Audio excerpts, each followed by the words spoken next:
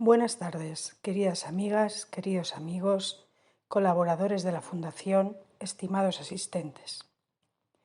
Hoy me complace presentar una charla en este magnífico salón que pone generosamente a nuestra disposición la librería Gali y Matías de Córdoba, a cargo de nuestro amigo Héctor del podcast En Sentido Opuesto, que versará sobre el mundo onírico y la peculiar visión que sobre el mismo viene transmitiéndonos el autor en algunos episodios de su podcast.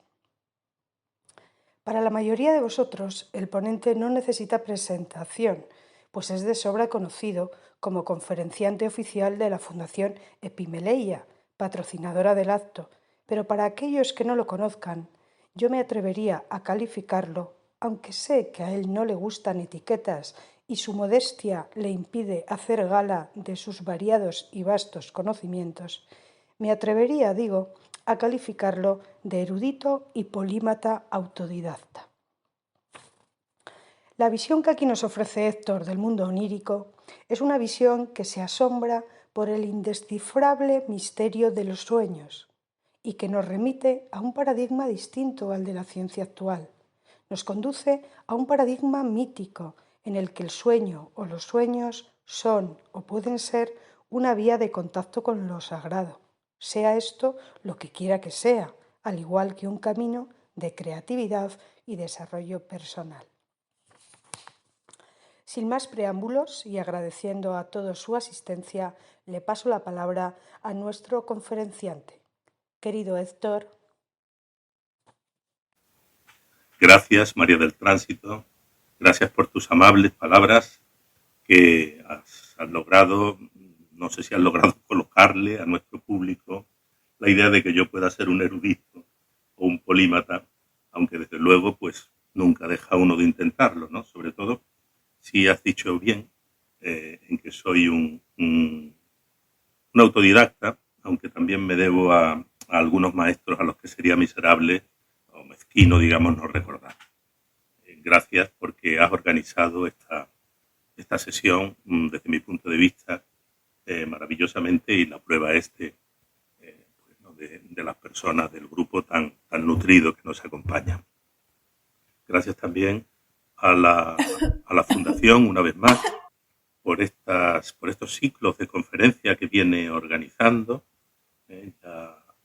Lo viene haciendo ya, creo que con un carácter bastante habitual, cada 2 meses aproximadamente, ciclos de conferencias que parecen resultar del interés de muchas personas, ¿no? Y que además ya van un poco, digamos, circulando por parte del territorio, ¿eh? Antes se ceñían solo en lo que era Jerez y Sevilla, y ahora, pues, como vemos hoy, hemos llegado aquí hasta Córdoba, donde hay que agradecerle también a Otilia y a Fernando que hayan cedido pues este lugar estupendo, esta librería maravillosa, la librería Gali y Matías de aquí de Córdoba, para que podamos tener este encuentro.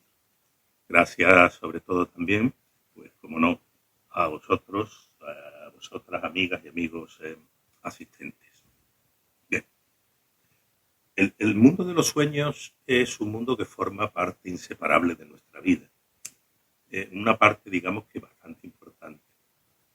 Yo tal vez de porcentajes, o hablar de porcentajes, puede resultar en este aspecto ridículo, pero sí es cierto que todos los tratadistas, todas las personas que se ocupan de esto, vienen a decir que al menos un tercio de nuestra vida, una tercera parte de nuestra vida, nada menos, la pasamos soñando.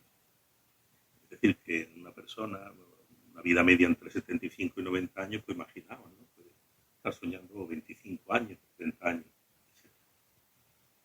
No prestarle la debida atención a ese mundo, al mundo onírico, pues entiendo que es limitarnos demasiado.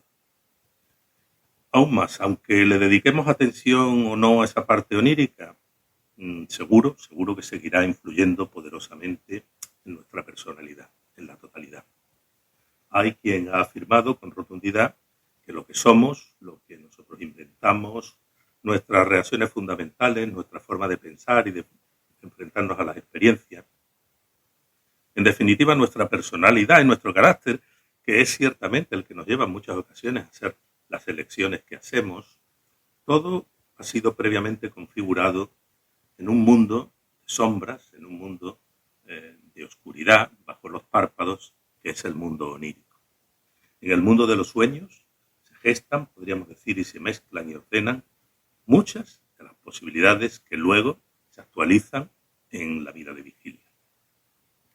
Borges, en una memorable conferencia de las 7 conferencias aquellas que pronuncia en el Teatro Coliseo de Buenos Aires en 1977, creo que fue, conferencia sobre la pesadilla, pues recordando unas palabras de Paul Groussac, decía que es asombroso el hecho de que cada mañana nos despertemos cuerdos, o relativamente cuerdos, digamos, después de haber pasado por esa zona de sombras y por esos laberintos de sueño. A pesar de los descubrimientos y de los aspectos neurofisiológicos y de las teorías psicológicas sobre los sueños, incardinadas en un paradigma cientifista como es el paradigma actual, lo cierto es que para nosotros siguen siendo los sueños tan misteriosos como lo eran para los antiguos griegos, para los egipcios, los babilonios. Por eso, fundamentalmente, he venido entendiendo hasta aquí que hay que abordarlos desde un paradigma distinto, desde el paradigma que podríamos denominar mítico. El mito es, sin duda, un relato que pretende ofrecer al hombre un modo de actuar sobre el universo, un modo de actuar en que se le asegure, primero, el saber acatenarse, lógicamente, y luego se asegure o intente asegurar la posesión espiritual y material de ese universo. Ante un universo que siempre estará a las nuestras mermadas facultades, ¿no?, lleno de incertidumbres, de interrogantes y misterios, el mito va a intervenir para introducir lo estrictamente humano, para crear el ámbito amable, el ámbito en el que se pueda desarrollar la vida del hombre. En definitiva, el mito viene a crear lo cultural. Los paradigmas, el paradigma científico, el paradigma del que os hablo, son, pudiéramos decir, aproximaciones diferentes a una verdad que siempre nos va a parecer velada, que siempre nos va a parecer oculta. Nunc videmus per speculum in aenigmitate, decía el apóstol. Ahora vemos por espejo, un enigma. Luego veremos cómo ahora somos vistos, ¿no? Bueno. Pues digamos que soñar como ustedes pueden imaginar, como ustedes pueden saber, es algo tan común que aparentemente pues parece baladí dedicar una conferencia al tema. Es algo que nos afecta a todos y todos tenemos, con mayor o menor profundidad, pero todos seguro que tenemos una experiencia de soñar y del sueño. Es más, ni tan siquiera los que dicen no soñar en el sentido de no tener sueños, están exentos de su inmersión en el mundo onírico. Lo que es frecuente, eso sí, es no recordar el sueño, no recordar lo soñado. Es como si el paso de un mundo a otro nos obligase naturalmente al olvido. Solo si el sueño tiene determinadas características, ¿no?, y el soñante pues presta además una atención a sus propios sueños, sobrevive en el recuerdo. Aunque las más de las veces ese recuerdo, pues, como todos sabemos, es parcial y fragmentario. Curiosamente, salvo en un caso del que nos ocuparemos más tarde, o espero podernos ocupar más tarde, de los sueños en realidad solo tenemos el recuerdo de haber soñado. No lo estamos viviendo, pero cuando en el mundo de la vigilia, cuando lo trasladamos, ¿qué conservamos de ello? Conservamos el recuerdo. Y esta es una de las dificultades que yo estimo que son dificultades añadidas para su examen. Porque tendremos que preguntarnos, y eso sí es una pregunta que yo considero de las primeras fundamentales que nos hacemos aquí, ¿son los sueños realmente como nosotros los recordamos? Una peculiaridad de los sueños es que ni nacen ni se desarrollan en la dimensión espacio-temporal del mundo físico. Pertenecen, digamos, a otra dimensión. Pertenecen a la dimensión psíquica, a la dimensión del alma. En definitiva, son de un mundo que no se rige por las leyes de la física, ¿no? Ni de las matemáticas. Soñar no deja de ser estar inmerso, estar sumergido en un tiempo que no tiene espacio, o por decirlo de otra forma, estar en un espacio que está hecho solo de tiempo. Si se quiere, de un tiempo interior, un tiempo psíquico, distinto al tiempo de los relojes, distinto al tiempo que podríamos llamar, por llamarlo de alguna forma, objetivo. Eso no quiere decir que no aparezcan espacios en los sueños. Aparecen, y a veces espacios, lugares muy bellos y exóticos, paisajes magníficos, pero que nunca están sometidos a las leyes espaciales.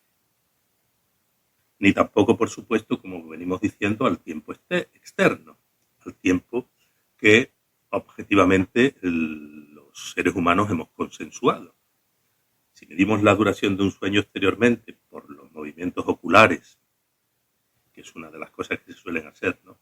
Y por el tipo de ondas cerebrales, tendremos un resultado muy distinto al que vive el soñante internamente. Y tal vez unos minutos sean un tiempo inconmensurable, un tiempo muy extenso en el sueño, mientras que los movimientos oculares o esas ondas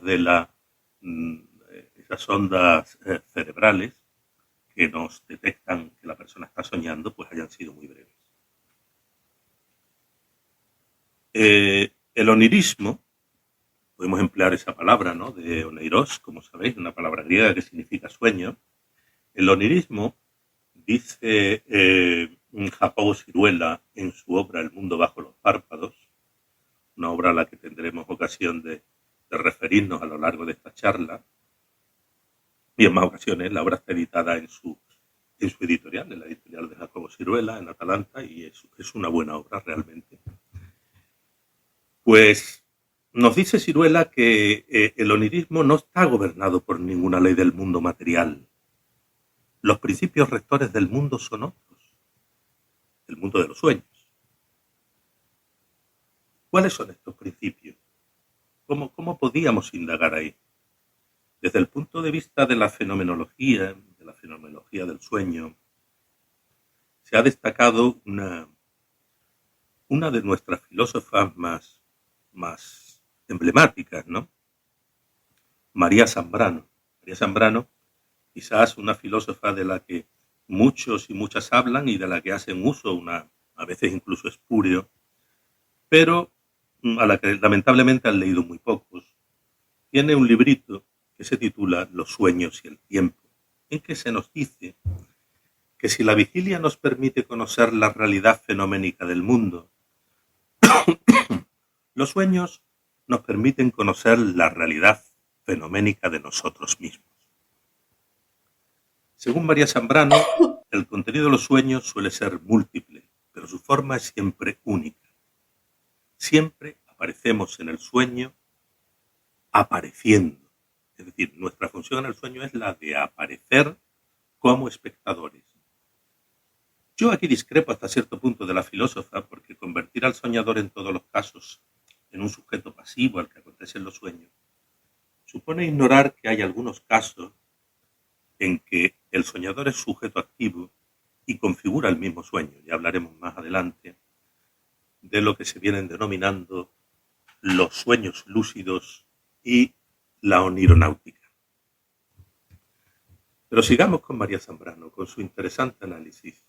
María Zambrano dice que cuando en el discurrir del sueño se atisba un principio de acción, de pensamiento, de juicio o de diferenciación, entonces despertamos inmediatamente.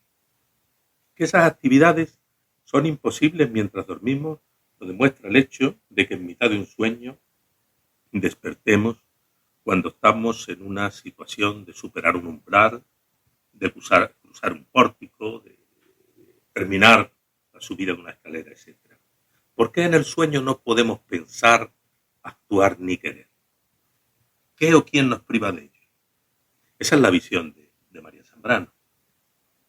Y para ella nos priva de ello la respuesta a estas cuestiones. La encontramos, solo la podemos encontrar en el extraño carácter que tiene el tiempo onírico, el tiempo en el mundo del sueño. Porque es un tiempo que no es nuestro, es un tiempo que no tiene dueño. No es nuestro porque está ocupado, y el tiempo propio, el que es de verdad nuestro, en el que actuamos, es un tiempo vacío, es un tiempo vacío para que nosotros pues, podemos llenarlo con actividades, con pensamientos, etc. El instante vacío es el instante de la acción. Para que algo suceda, es necesario que previamente se constituya el vacío. El vacío previo es la condición de la acción. El vacío posterior es la condición del recuerdo de la acción, de la memoria. Si el tiempo está totalmente ocupado, no hay lugar alguno para la acción, tan solo para la pasión, para el pathos, para ser el sujeto pasivo. La conciencia asiste, es espectadora, pero asiste como separada. Nuestra autora califica al tiempo onírico de un tiempo también, emplea la palabra parmenidio, es decir, por referencia al filósofo griego Parménides de Lea, parmenidio, porque es un tiempo que carece de fisuras, es un tiempo compacto, como se dice que es el ser en Parménides, es un tiempo que no tiene poros, que no tiene fisuras, es un tiempo absoluto, un tiempo sin tiempo, y un tiempo sin tiempo es atemporal. La atemporalidad onírica es un tiempo enajenado, es un tiempo que no tiene dueño, un tiempo que no nos pertenece, pero sin embargo es nuestra propia vida la que se tematiza aquí. Es nuestra propia vida el tema del sueño. Jacobo Siruela, en la obra citada, que dentro de nos dice que dentro de la vida onírica a veces encontramos cierta clase de sueños que producen unas variables en la dirección normal del tiempo, donde sí se producen ciertos sucesos que pueden llegar a percibirse, fíjense bien, a percibirse antes de haber sucedido. Esto es lo que todos conocemos y de los que hemos oído hablar todos, creo yo, como de los sueños premonitorios. Es decir, aquellos sueños que avanzan, que adelantan un suceso que va a ocurrir. Son o han sido considerados a lo largo de la historia de muchas formas. Han sido considerados como un aviso de los dioses en la antigüedad. Y hoy son objeto de teorías las más diversas, entre las que desde mi punto de vista resulta interesante destacar la de Carl Gustav Jung, la teoría de la sincronicidad. Enumerar todos los casos conocidos, desde el primero que se registra, que cita, yo creo que el primero que se registra lo cita ya en el siglo V antes de Cristo, ¿no? Es un sueño que cita Heródoto, creo que es referido al rey, bueno, pues bien no recuerdo, creo que es al rey Craso. Pues sería una tarea hablar de todo esto tan ingente que desde luego cabida no tendría en esta charla. Sé que suele resultar un tema muy interesante, un tema atractivo, porque a la persona que sueña y que no se aguanta en el Titanic, y porque tuvo un sueño y luego el Titanic se hunde, se va a pique, etcétera, etcétera, o el caso del que no toma el avión. Son casos verdaderamente relevantes, interesantes, se han dado, son constatables históricamente, ¿no? Tienen testigos de primera mano. pero ahora mismo, dado el interés de esta charla y la dirección que lleva, pues no podríamos tener ocasión de ocuparnos de ello. Otra cuestión que tengo que traer aquí es la de dónde estamos cuando soñamos. ¿Se atrevería alguno de vosotros a contestarla? No me vayan a decir que estamos en nuestra cama, ¿no? Pues en la cama u otro lugar. Pero no me refiero a dónde está el cuerpo del soñante, sino dónde está nuestra conciencia cuando soñamos. Esa es la pregunta. Yo creo que los sueños están en nuestro cerebro. Pues es posible. Es posible, evidentemente, que haya alguna relación entre el cerebro y los sueños. Tal vez hay mucha relación, ¿no? La neurofisiología nos dice que sí, a través de la medición de las ondas cerebrales. Pero en realidad, ¿es el cerebro el productor de los sueños? Eso es algo tan viejo como el tratar de dilucidar si la mente es el cerebro o el cerebro la mente, y si la mente incluye al cerebro o si este es el origen y el sustento de la mente. Aún hay más, creo yo. La conciencia es una actividad puramente cerebral. ¿Es la conciencia independiente del cerebro o desaparece absolutamente cuando se destruye el cerebro? La verdad es que no es un asunto trivial, no es un asunto del que se pueda pasar desapercibido, mucho menos en la filosofía actual, ¿no? que tiene un interés muy relevante. Pero me temo que no hay forma de demostrar incuestionablemente nada al respecto. Al menos yo no sabría hacerlo, claro. En todo caso, aunque nuestro mundo onírico fuese una creación de nuestro cerebro y muriese con él, cosa probable, no dejaría de ser por eso un mundo apasionante, ¿no? ¿No les parece a ustedes? Otra opción que podemos ver es la de si es posible que cuando soñamos estemos en otra dimensión del espacio. ¿Qué les parece esto? Podemos suponer que vivimos en un universo que tiene diversas dimensiones, un universo de los que hoy llaman multidimensional, y cuando dormimos accedemos a otra dimensión. Esto permitiría aceptar más fácilmente que podamos interactuar con otras personas en el mundo onírico, además de interactuar con nuestras propias creaciones, ¿no? Sin embargo, tampoco me es posible demostrar fehacientemente que sea así. Es cierto que los sueños son del soñador y solo le concierne a él, a cada uno de nosotros soñadores, pero al mismo tiempo ningún soñador puede estar seguro de que los sueños son su propia obra. Al menos no bajo el estado de conciencia ordinario. Es decir, estamos en el estado de conciencia ordinario, estamos en la vigilia, no podemos asegurar que los sueños hayan sido una creación nuestra, una creación de nuestro cerebro, porque cuando soñamos estamos haciéndolo de una forma,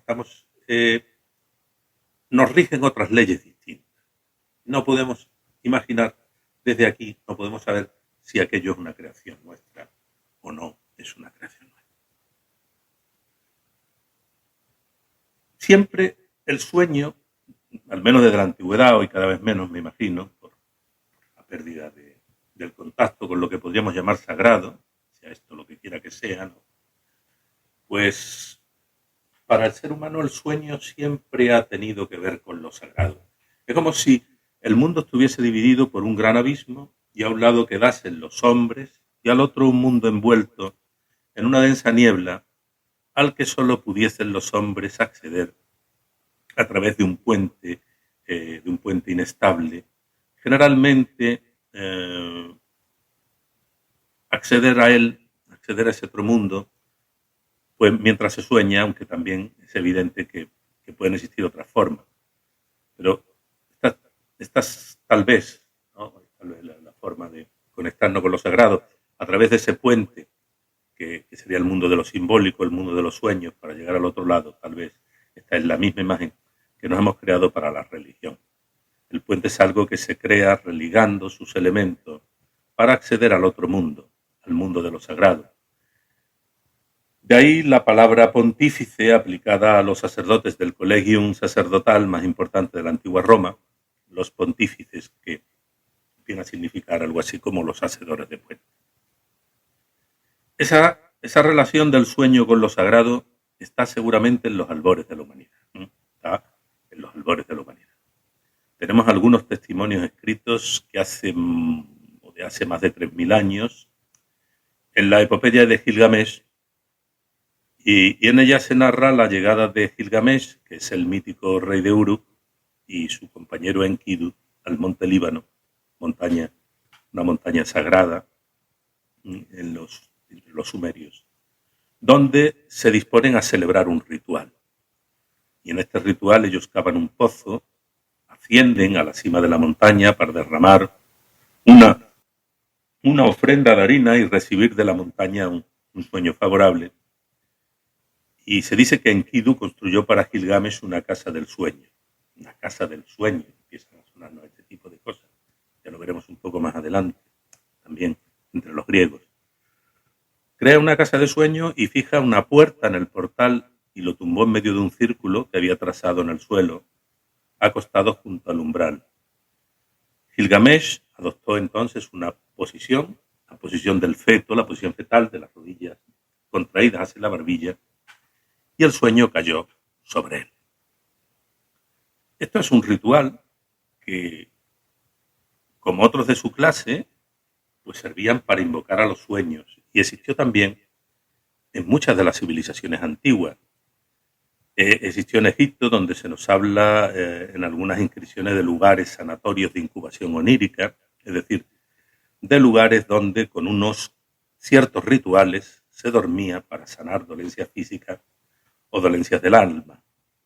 Hay alguna inscripción, se hace alguna mención donde pues algunas están datadas, la mayoría, las que se conocen, están datadas en el Imperio Nuevo, donde se hace una mención a un viaje que se realiza al Valle de las Reinas, en que el oficiante refiere que después de andar alrededor del lugar de la belleza, le llama así textualmente, se detienen en la antesala del templo, beben agua de un manantial, realizan purificaciones y allí se rinden ofrendas a una diosa, a la diosa Hathor, para después tumbarse a dormir en aquella antesala. Es decir, es un ritual, como vemos, muy parecido, que tiene muchas concomitancias con el que hemos visto, con el ritual sumerio en que hemos visto a Gilgamesh y a Enkidu. Con certeza, realmente no se sabe qué ocurría en aquellos grandes santuarios. No conservamos, desgraciadamente, muchos vestigios de aquello. Sí se sabe que entre los más conocidos santuarios de este tipo, pues estaban el de Serapis, el dios Serapis en Menfis, el de la diosa Isis en Filet. Pero algo relevante para aquellos hombres debía ocurrir allí, aquellos seres debía ocurrir allí, dado el prestigio y la aceptación de la que gozaban aquellos templos. Yo supongo que alguno de vosotros habréis oído hablar, aunque solo sea por el nombre, de un filósofo a los que la historia de la filosofía en el actual paradigma, tal como se considera la filosofía actualmente, se le denomina, se le atribuye a una escuela, que no sabemos qué escuela porque hay muy diferentes formas de pensamiento, pero se habla de los presocráticos en general, ¿no? Pues este autor es un presocrático, que no significa nada más que vivió antes que Sócrates o produjo su doctrina antes que Sócrates. Me refiero, en este caso, a Parménides de Elea. De Parménides, en los manuales de historia de la filosofía, pues se viene a señalar poco más o menos que dijo algo así como que el ser es y el no ser no es. Y tan a gusto, pues yo creo que se puede quedar el hombre con una cosa de estas, ¿no?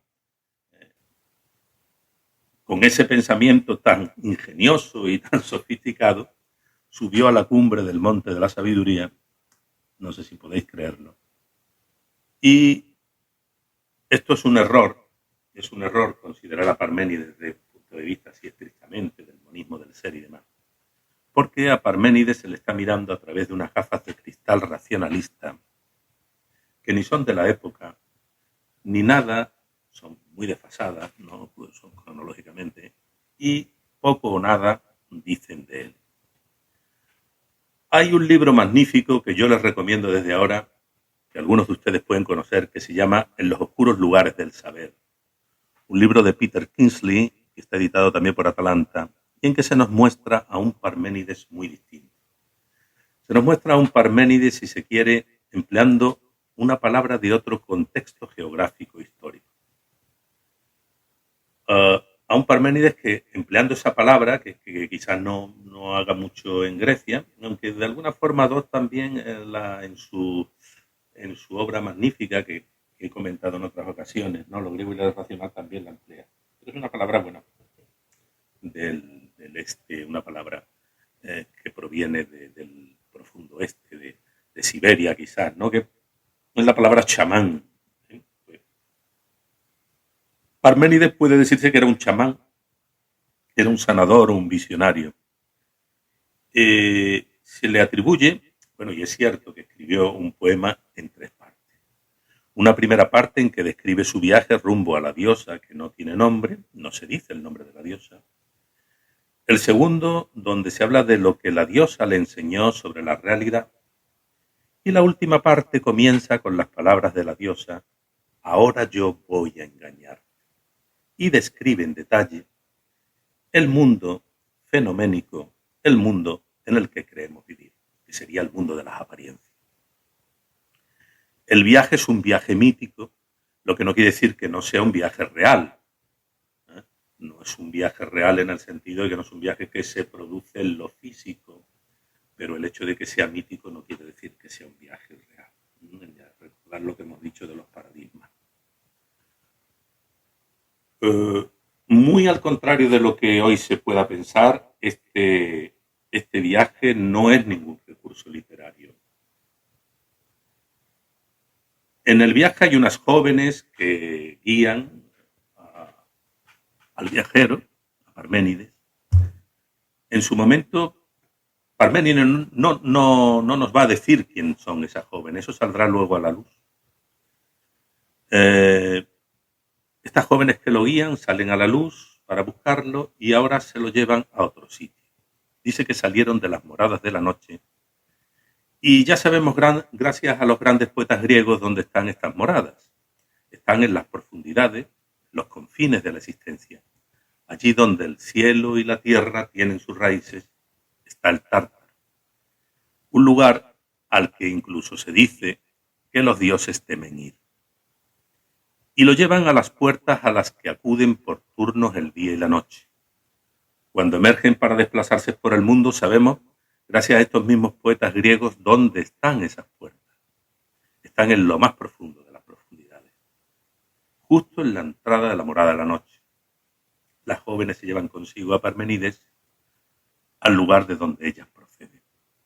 Y cuando el guardián abre las puertas para dejarlos pasar, estas se separan para crear un abismo enorme. Los mismos poetas griegos hablan del gran abismo que se encuentra más allá de estas puertas. Es el pozo del Tártaro junto a la morada de la noche. Así pues, Parménides viaja a los infiernos. Eso es lo que vienen a decir. Viaja a las regiones del Hades y del Tártaro, allí de donde no regresa casi nadie. Y en cuanto empiezan a entenderse esto, cuando empieza a entenderse dónde está Parménides, todos los detalles encajan en su sitio. Parménides viajaba en dirección a su propia muerte, pero viajaba en dirección a su propia muerte de una manera consciente y de una manera voluntaria. Y la única manera de describirlo es empleando ¿qué lenguaje?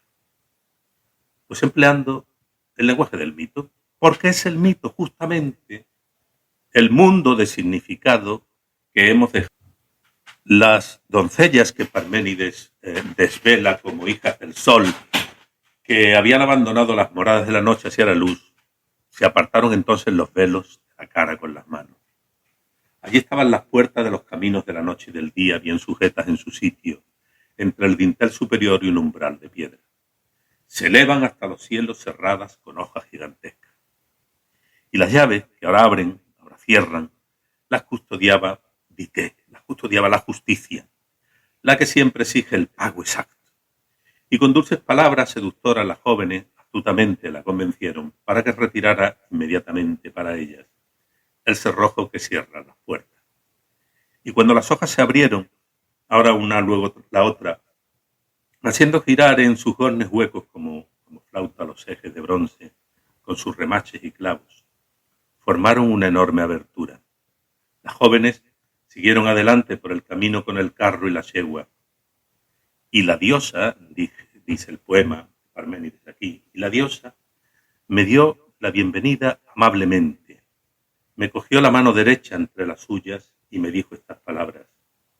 Seas bienvenido, joven, compañero de inmortales aurigas, que llegas a nuestra casa con las yeguas que te llevan, porque no ha sido hado funesto el que te ha hecho recorrer este camino, tan alejado del transitado sendero de los hombres, sino el derecho y la justicia. Y es necesario que te enteres de todo, tanto del inalterado corazón de la persuasiva verdad, como de las opiniones de los mortales, en las que no hay nada que confiar. Pero aprenderás también esto. Como las creencias basadas en apariencias deben ser verosímiles mientras recorren todo lo que es. Y lo primero que hace la diosa, después de que Parménides llegue y cogerle las manos, pues como vemos es tranquilizarlo y explicarle qué es lo que lo ha llevado hasta ella, que no ha sido un hado funesto, que no es algo para su mal, todo lo contrario. Las palabras hado funestos tenían un sentido muy específico en griego clásico. Era una expresión muy habitual también para designar a la muerte. Entonces, no ha sido su muerte lo que le ha llevado allí. Esta frase tranquilizadora no tendría sentido a menos que hubiera buenos motivos para suponer que lo llevaba a la muerte hasta ella. La diosa dice, sin decirlo claramente, que uno solo llega donde ella está una vez que ha muerto. Y eso es lo que Parménides ha hecho. Ha recorrido la vía de la muerte, pero no muerto. Es decir, ha recorrido la vía de la muerte estando todavía vivo. Ha ido hasta donde van los muertos, al lado de la diosa, pero sin morirse.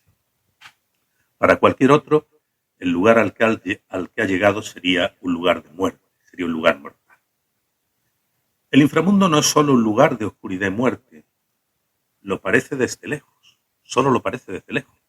En realidad, es el lugar supremo de la paradoja, allí donde se encuentran todos los opuestos. En las raíces mismas de la mitología oriental y de la mitología occidental, yo creo que de la mitología de todo el mundo, se halla la idea de que el sol sale del inframundo y vuelve a él todas las noches, pertenece al inframundo. Y allí es donde tienen su hogar y de ahí vienen sus hijos, la fuente de la luz que mora en la oscuridad. Y todo esto tiene mucho que ver con el mundo de los sueños. Precisamente ese es el mundo de los sueños. Parménides se puede calificar o ha sido calificado de folarcos. Esta es una extraña palabra compuesta en primer lugar de arcos, algo así como el jefe, el principal, y fóleos, que en griego significa la guarida, en donde se esconden los animales. Es una guarida, es un cubil.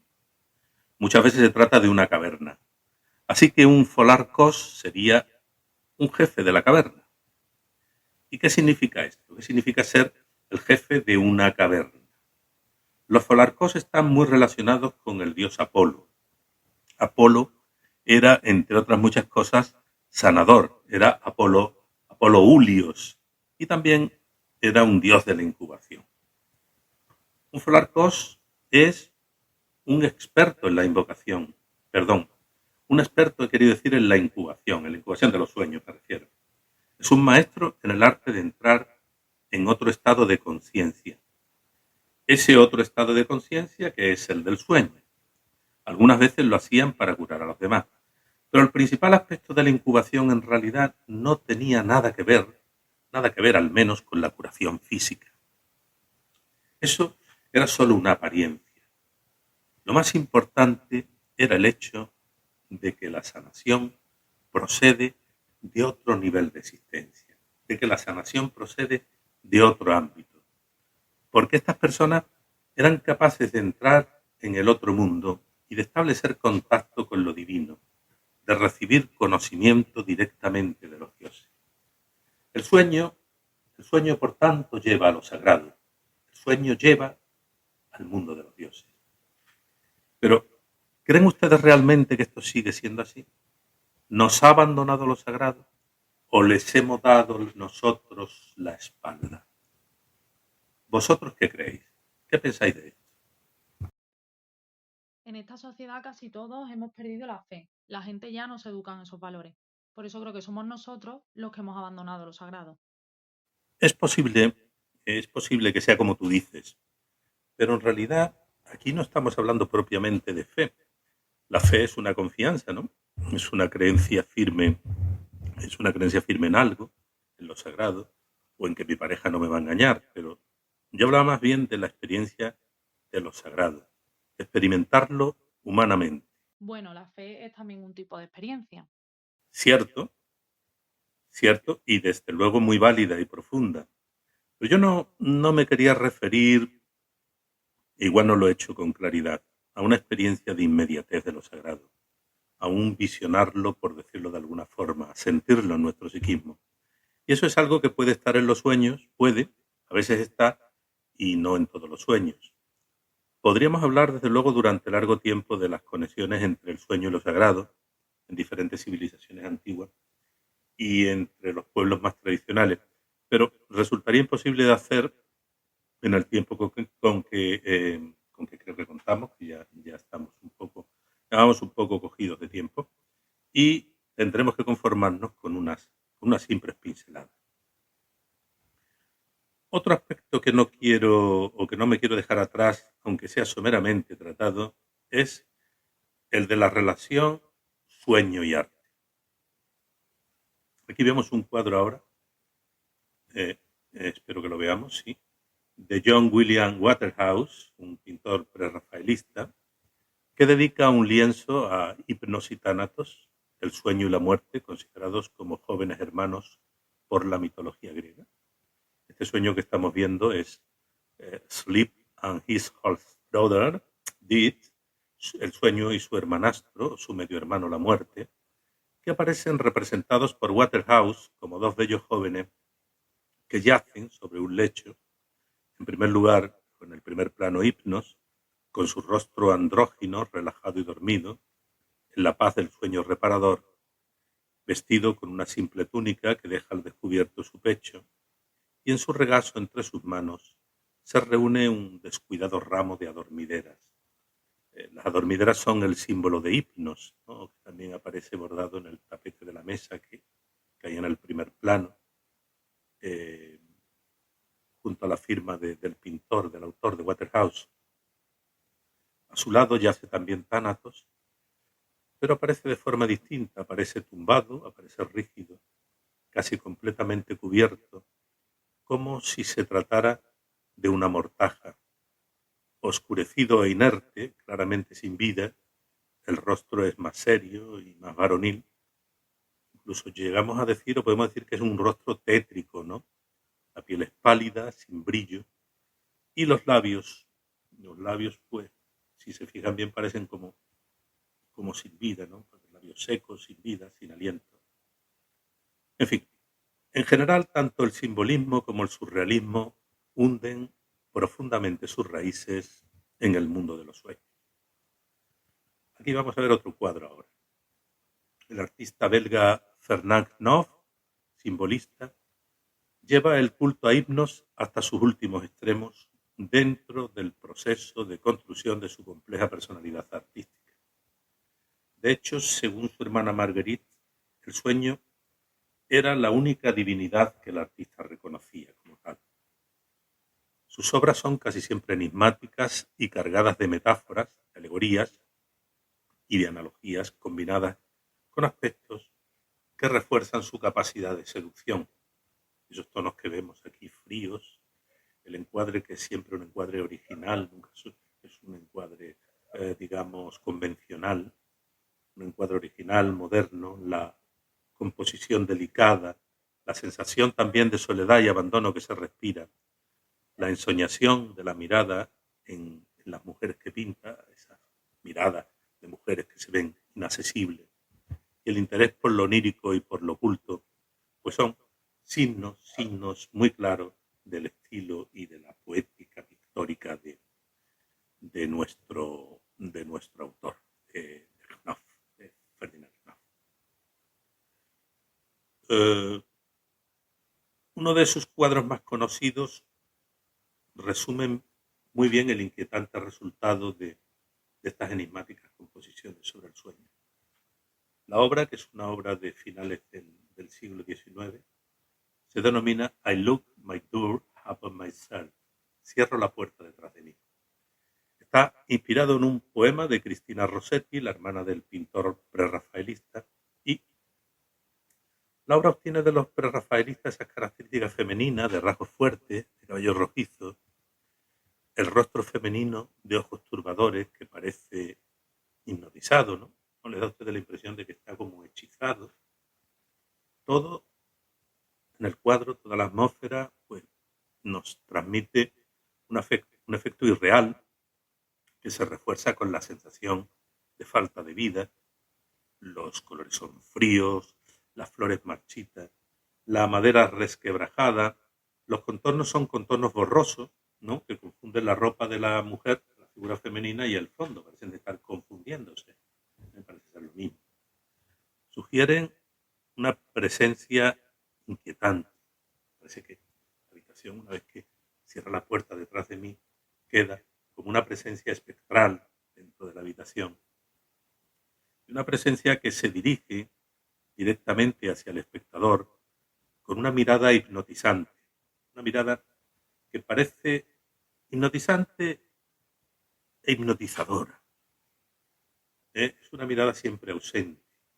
Esto parece que es uno de los signos clásicos del interés de Knopf por el surgimiento del espiritismo y del ocultismo en las décadas finales del siglo XIX. Una mezcla de simbolismo y de esoterismo que le llevará a dominar el segundo Salón de los Rosacruz en 1893 de la Croix-Rouge Aesthetique, con precisamente este cuadro, I look my door upon myself. Toda la escena, de difícil interpretación, parece explicarse también por una figura que, si fijan ustedes, está al fondo y que domina la estancia, que es una cabeza de hipnos, al fondo y a la derecha de la figura central. Si ven ustedes, hay una cabeza de hipnos.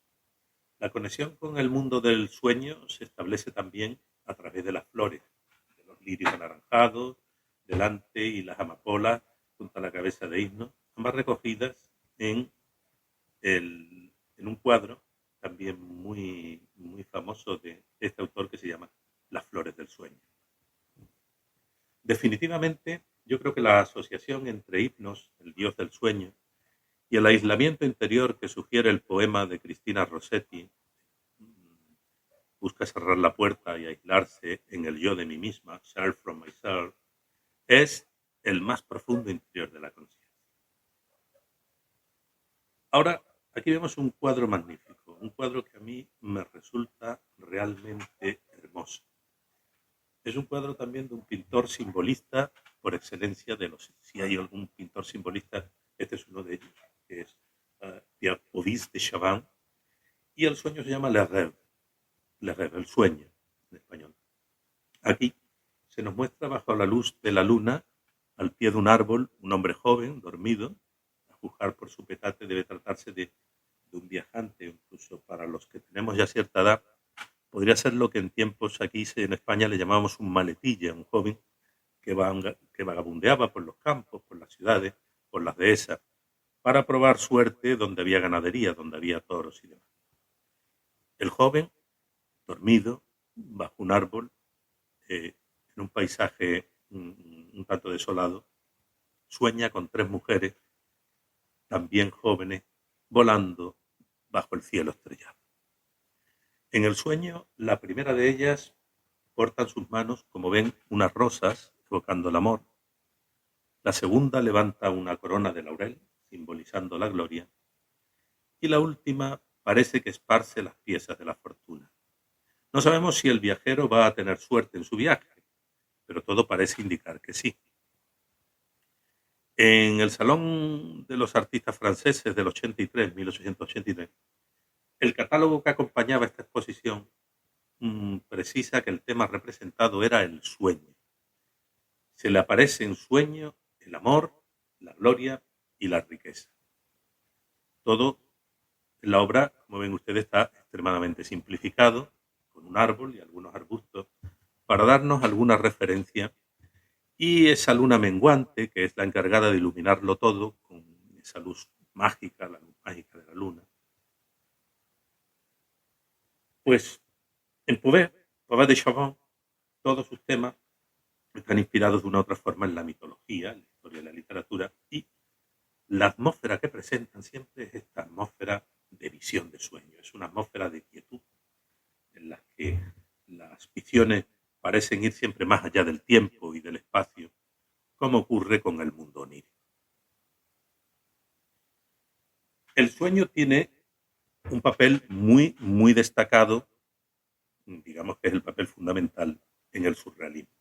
Para los pintores surrealistas, el sueño es otra dimensión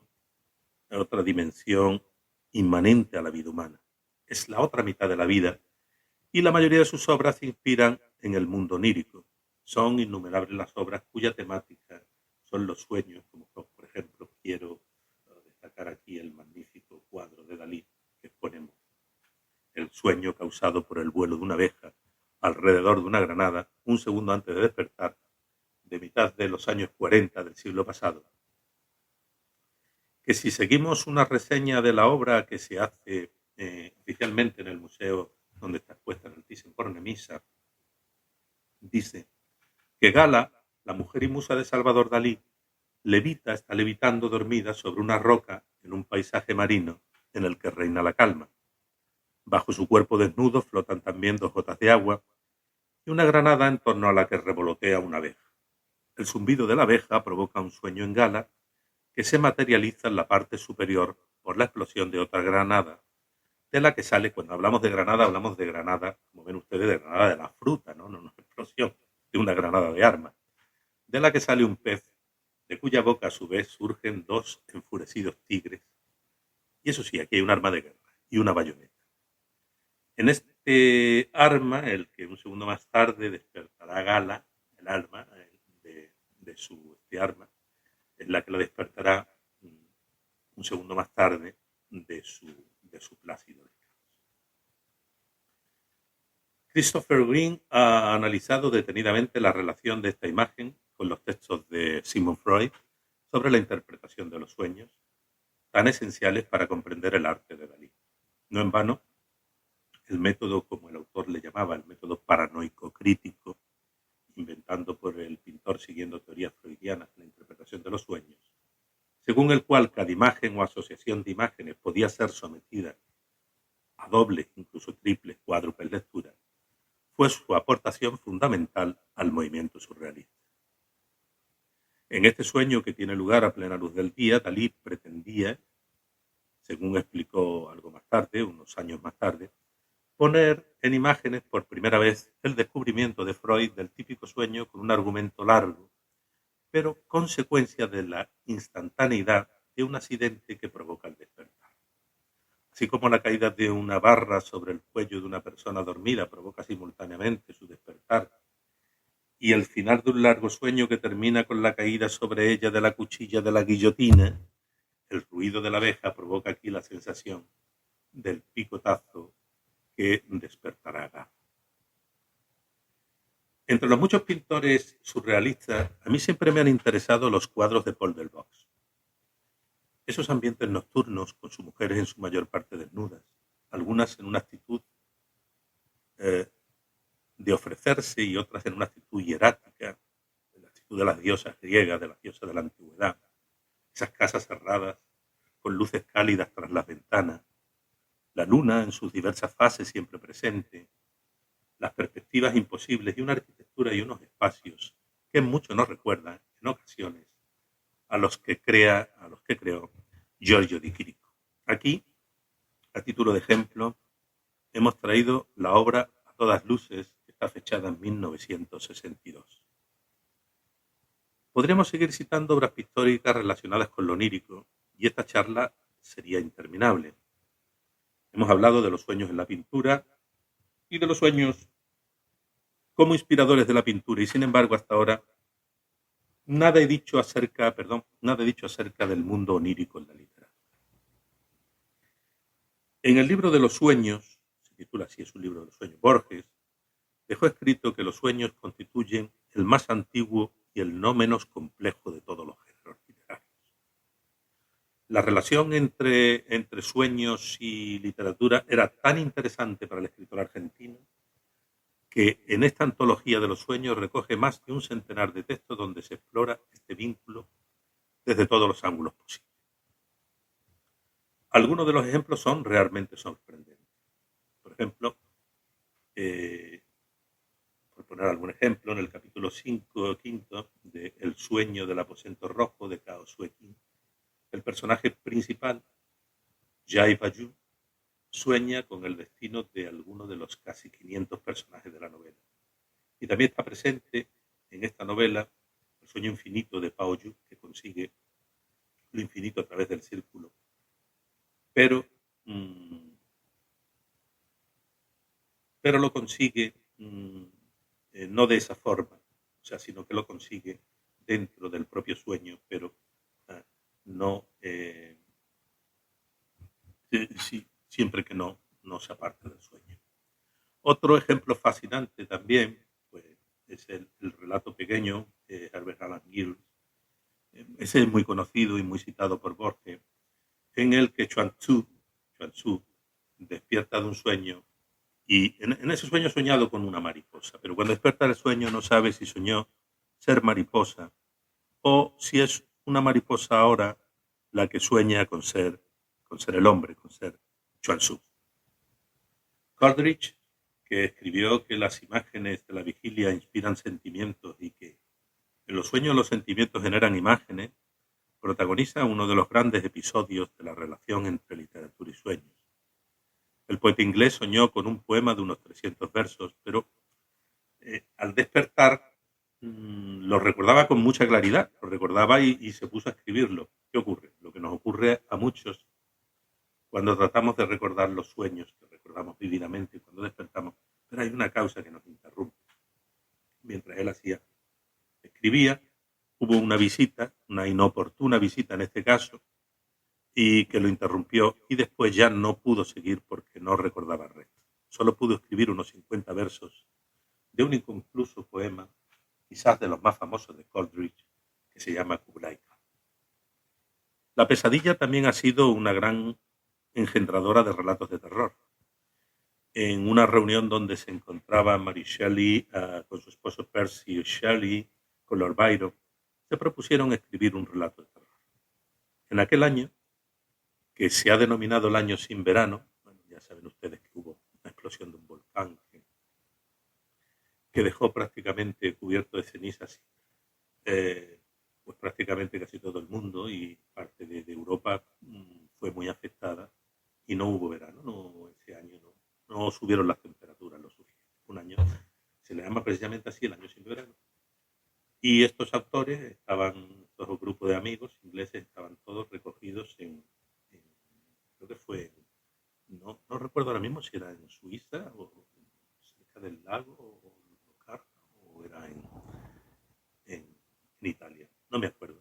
El caso es que allí Mary tuvo una ensoñación tan real que se despertó aterrorizada y de esa ensoñación tan real en la que surge aterrorizada nace una obra suya, creo que bastante conocida de todos, que es Frankenstein.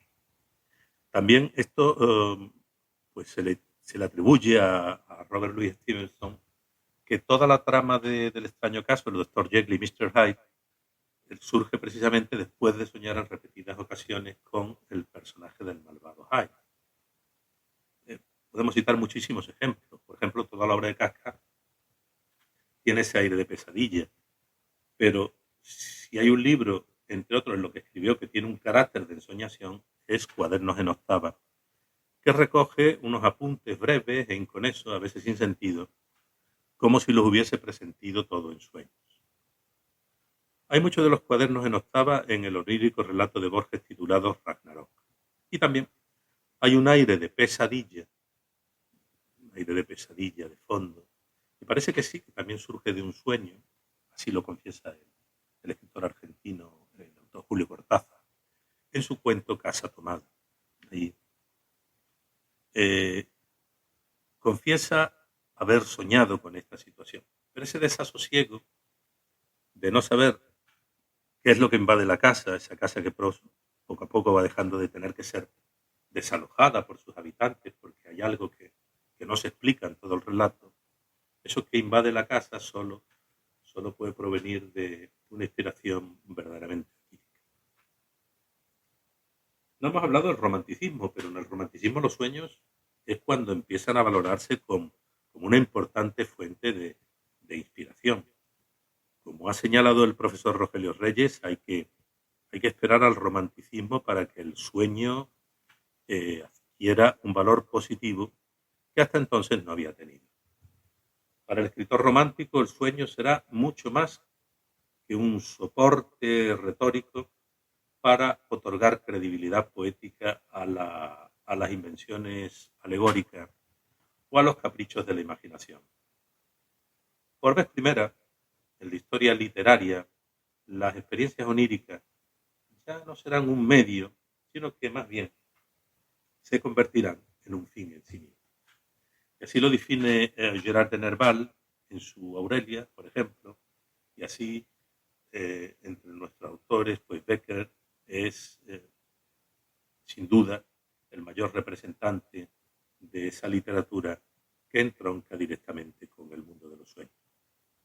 En muchas ocasiones, más que los sueños, las ensoñaciones son causadas por el mundo son causadas por los alucinógenos, ¿no? Son causadas por las drogas.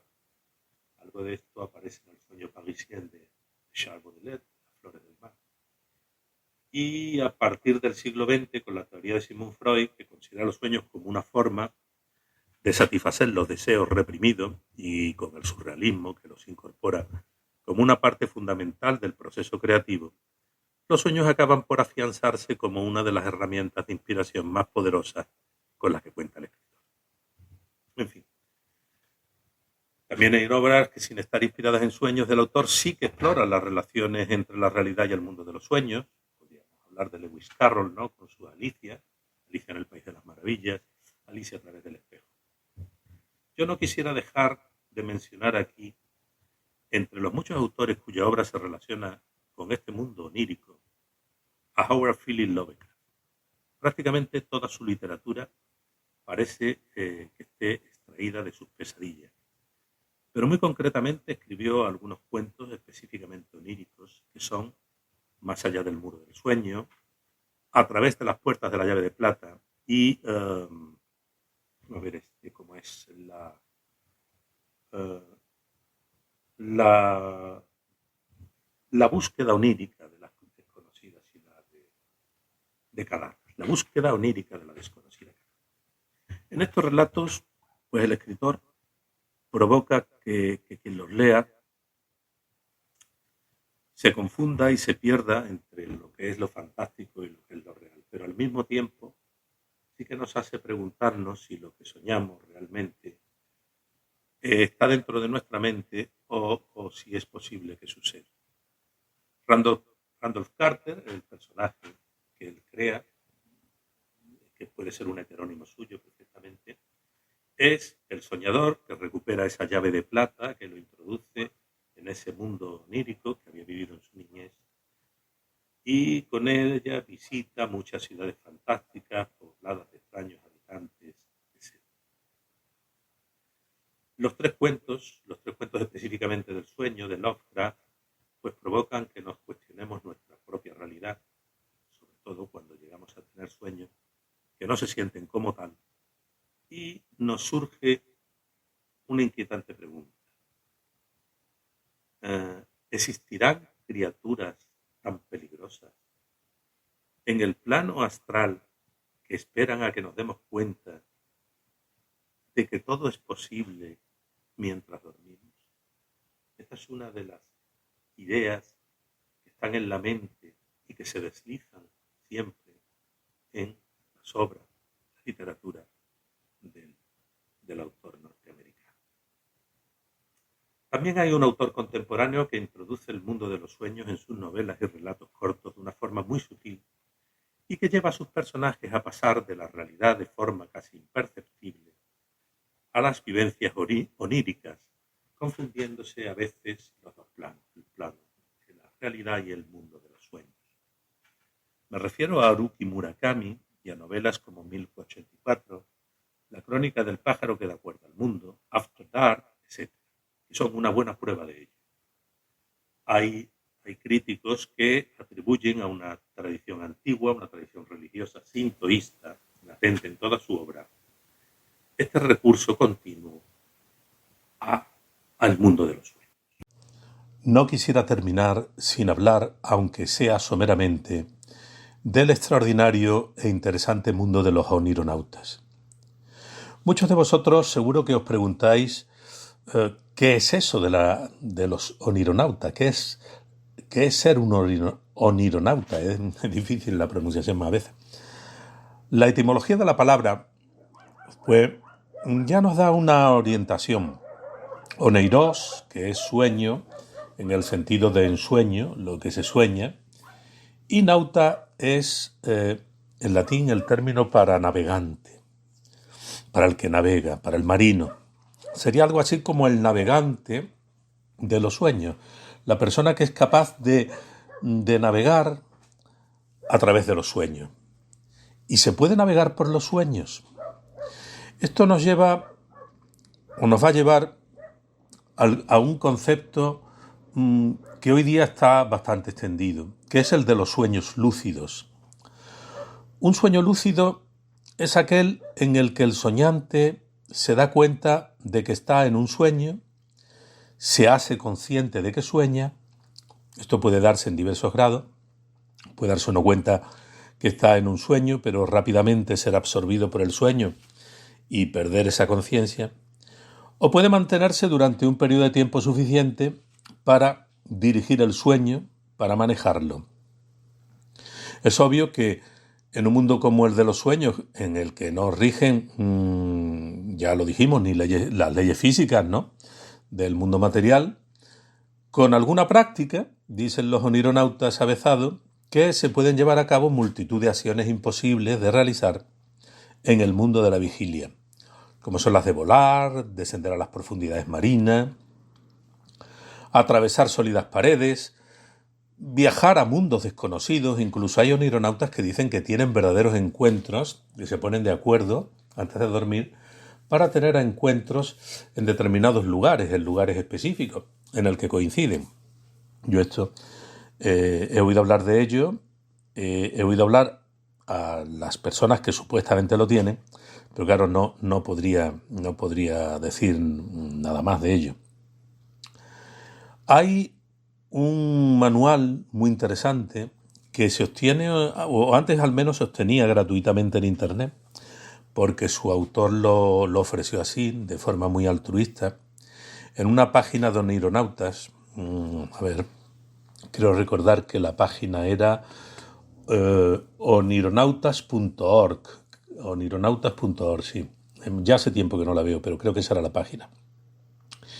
Lamento no poder decir aquí el nombre del autor, pero la verdad no es que no me acuerde solo, es que en el libro, en esta edición, pues no, que él colgó para uso público, pues no figuraba, ¿no? Al menos cuando yo lo descargué. Pero me da la impresión de que este hombre, o mujer, claro, de que esta persona no escribe de oídas, sino que es un verdadero onironauta, porque parece que habla desde la experiencia y eso pues se percibe con claridad, ¿no? Por cierto, el libro, entre otras cosas, contiene una frase que para mí es memorable. Viene a decir que tengo claro que toda creatividad procede del mundo onírico. Soñar es en su totalidad un acto creativo. El mundo de la razón nos permite organizar y planear, pero las ideas nacen siempre del mundo de los sueños. El onironauta por excelencia, al menos en el mundo occidental, es un aristócrata y erudito francés del siglo XIX que escribió en torno a... voy a consultarlo porque no me acuerdo. A ver, en torno a 1822, escribió una obra titulada Les rêves et les moyens de le diriger. Sería los sueños y los medios para dirigirlo. Me refiero a Marie-Jean-Léon Lecoux d'Hervé de Saint-Denis, Marqués d'Hervé de Saint-Denis, y la obra redactada pues lo hace tras muchos años de observación personal, de observación atenta a sus propias experiencias y a sus propias figuras oníricas. Saint-Denis, desde joven, tenía la costumbre de poner por escrito sus sueños. Al principio abundan las lagunas, pero tras unos meses de práctica metódica, los recuerdos fueron cobrando mayor fluidez, hasta que todas las noches fue capaz de recordar un sueño. Este es el principio que recomiendan los onironautas para conseguir sueños lúcidos, es decir, recordar los sueños, cosa que no todo el mundo consigue, y para eso nada mejor que llevar un cuaderno de sueños en el que estos se anotan en el momento de despertar para que no se olviden. Sumergido así pues en un clima interior en que el sueño y vigilia pues se complementan o se complementaban mejor cada vez, pronto nuestro marqués tuvo la experiencia onírica de por primera vez ser consciente de una situación, de la situación en que se encontraba mientras soñaba, es decir, se dio cuenta de que estaba soñando. Y poco a poco, tras meses de práctica, consiguió mantener este estado de lucidez en sus sueños y podía recobrar la conciencia varias veces cada noche, por lo que se convirtió en un consumado onironauta. Alguna vez, yo creo que todos hemos podido tener algún sueño de este tipo, algún sueño lúcido, lo que no nos convierte evidentemente en personas onironautas.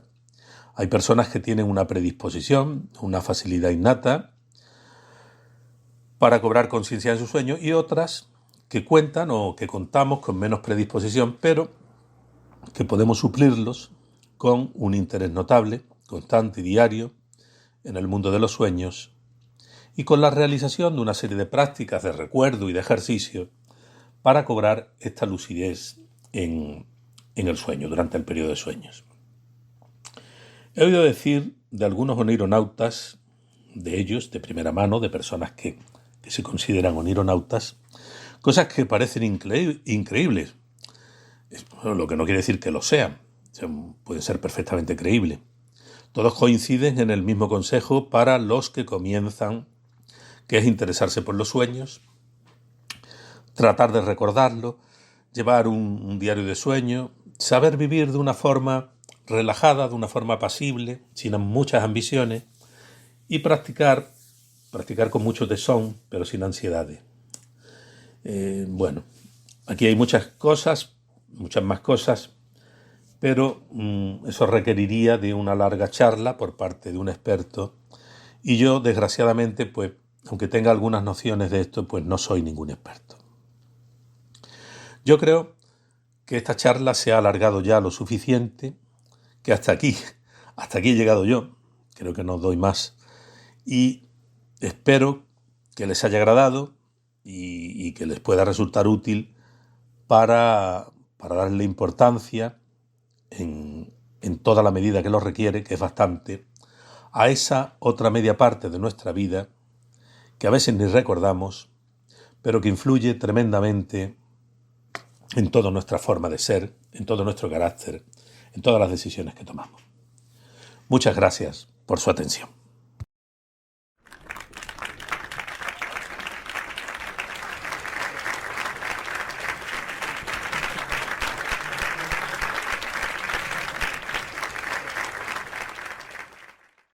Y ahora, si tienen alguna pregunta, alguna sugerencia, pues me complacería mucho en poderlas atender.